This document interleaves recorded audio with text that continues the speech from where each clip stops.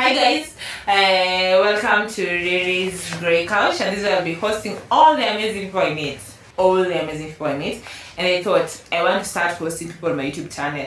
Who best to host than the one person you know in and out mostly? I know in and out. I hope I do. Welcome to the Grey Couch. You tell them. Thank you. It's a pleasure to be here. And I know you didn't know you were going to be here today, did you? No. It's really a surprise. She didn't know she was going to be here. She didn't know she was going to get new shoes. And also, she doesn't know what you're going to talk about. Though guys who are live know what you're talking about. Guys on YouTube, the topic is about this.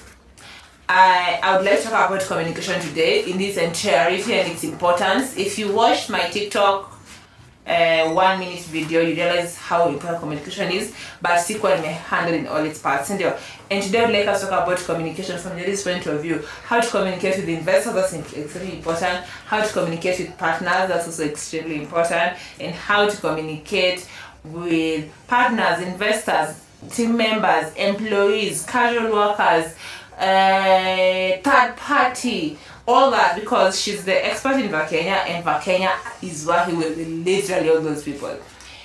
Like I said in the beginning of the week, if you watch my Facebook, if you read my post on Facebook, I say it takes a village to raise a business. And Vaakenya has had the most amazing village, I assume. It has, for sure. It has the most interesting village, I think. We've had talent, we've had We've had fans, and we've had strangers. But there, shout out to all the strangers out there. And our biggest fans have been people I have never met, I have never seen. They just happened to wear our shoes and they became our biggest fans. Like, it's a whole village. It's easy for us to say that you're self-made, but in the real sense, we are not. We are far from that. That's very, very true. We are far from being self-made. That's very, very true. It's taken a whole village, a whole country. A village even feels like an understatement, but the whole point is it has taken so many people to get Vaakenya to where we are right now.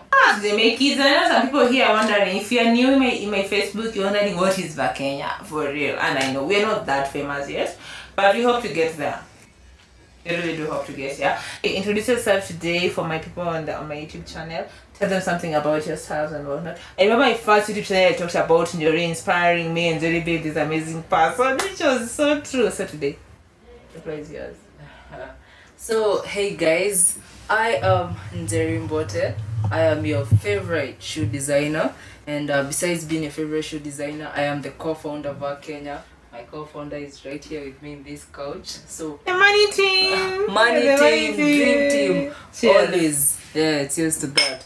So co-founder of Vaakenya, and besides being a shoe designer, like, I like to refer to myself as a designer. Like, I'm a designer. I design everything. I design shoes, I design people, I design lifestyles. Like, my brain just works in terms of design thinking. And what do I mean by design thinking?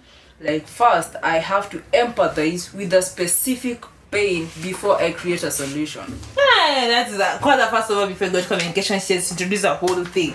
Design thinking is what all of us take for granted. And let's start with something as simple as these shoes, right? Before you go to someone and say, these are the most comfortable shoes I have, before that happens to you, this is the work that goes into it. Someone thought, should it be laces or not laces? Should it be these or these? What material should I use? What sole should I use? Those small steps, someone was obsessing over it. Sometimes months, sometimes weeks, sometimes overnight, depends on when the situation gets. I'm not creative. Can't say now that works. How do you come up with shoes, for example, when you think about design thinking? When it comes to design thinking and coming up with shoes, it has to start with, who am I designing the shoes for? Because it makes no sense for me to just design a shoe without necessarily having the wearer in mind. So who am I designing the shoes for? First things first, where do you come from? Like, let's take Kenya for example, right? Like, we have Garissa, that's the northeastern. The same shoe that I design for the northeastern market is not the same shoe that I'm going to design for the central market, because those are two very different regions. That's the whole thing about design thinking. It has to start with the pain than me creating a solution for the what? For the pain. So let me ask you a question, Njeri. If a client from Garissa orders a pair of shoe and a client from Meru orders a pair of shoes, so let's just get into here. So what do you always do differently to your design process? Because if you're saying you're doing this design thinking, do you change the materials you use? What do you keep the same design but change something to make sure they don't suffer there? Ama you are doing a blanket standard kind of thing. It is never a blanket. When we say dignifying African fit, I always come back to that because that is the whole heart, soul, and spirit of Vaakenya. It's about dignifying African fit, and I cannot dignify you if I'm not solving for your specific problem. So it cannot be a blanket solution for everyone. So if I'm designing for someone in Northeastern, I'm talking to you in the camera. So when it comes to a guy from Northeastern, right, I'm going to acknowledge the fact that it is a desert climate. It's mostly hot, very hot during the day. Their soil is sand soil, right? Then come back to central Gatundu, right? It's what do I say? The soil is loam, right? Loam soil. When it rains, there's a lot of mud. It's so red. I was there. Yes. It is so red.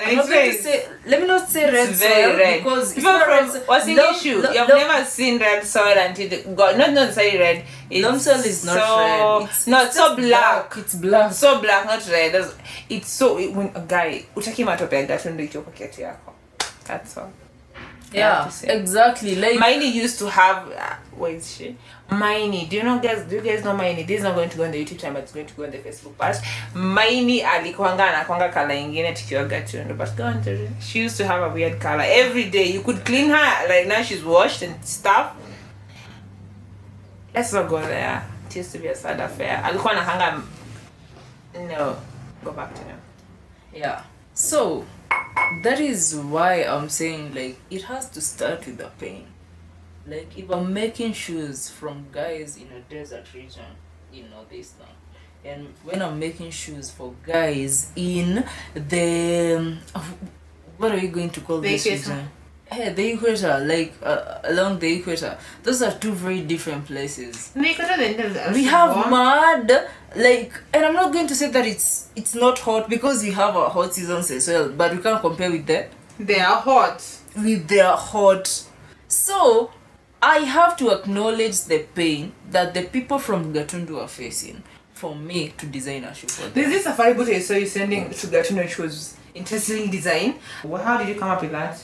Well, with that, first things first. I remember challenging you. That's a big go to buy. That's something I remember challenging you, telling you to present something from Gatundu. Remember that time we had a conversation? Something that goes with their soil, that goes, these farmers, they need, because that's where you come from, right? And I was thinking, what are you going to do for your people? Mm-hmm. And then suddenly I have this entire safari boat going for you, and it was so weird for me. So that was very weird for me. So first things first, what actually led me to the safari boat is that safari boat, because safari boat is a button in it, it's a butter thing, so let me just call it a chuka boat because that's what it is. It's a chuka boat. Like if you follow a lot of Western media, they call it chaka, but anyway we're in Africa, so I'm gonna say chuka because that's our accent. Yes, on your thing, we're Africans, so it's a chuka boot.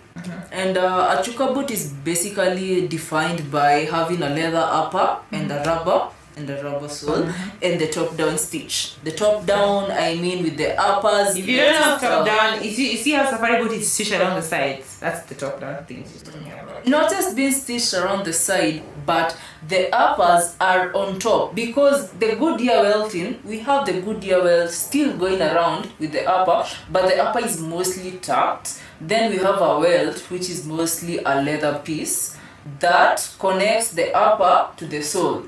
But with the stitch down welt, it's just basically the upper. We don't need a leather welt, so it's just the upper that is folded on top of the sole. Like so safari boot, the safari, that's what the session thing is, no? Yeah. So the inspiration came from the chuka boot. Because for me, I think the chuka boot is the one boot that Bata actually designed for Africans. That's very true. You see, growing up, like I always had this issue of not having